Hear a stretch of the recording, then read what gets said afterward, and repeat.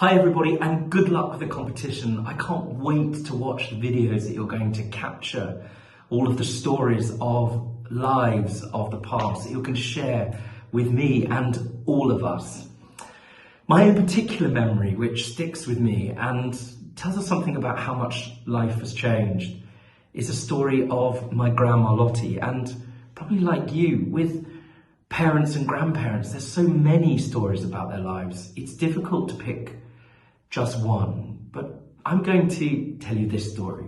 She left school at 11 years old, which you're allowed to do back then because that was the law. You didn't have to go to secondary school. And at the age of 16, as the bombs came down on East London in the Blitz where she was, sheltering with other people from the East End, she told me how she walked up on that first night of the raid and saw the whole of Aldgate burning.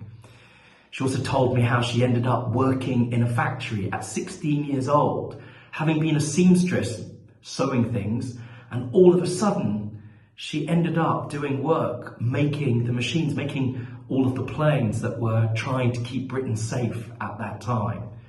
All of those stories are so important, but the one that really springs to mind of her is this.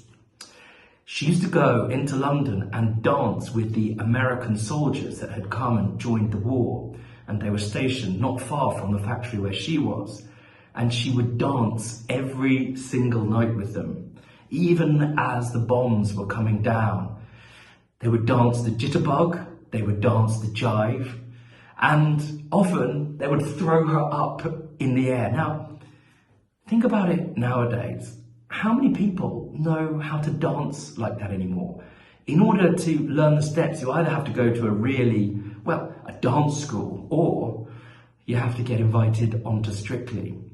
But I think about that memory often, that despite all of the fear, all of the anxiety going on around her, nevertheless, she and all of her friends found a way to dance and to find happiness, joy, possibility, and hope.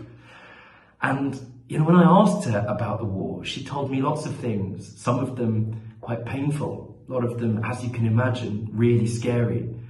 But she would always start with a story of her jitterbugging, dancing with those American soldiers. She didn't end up marrying one. The man that she married had also an incredible story.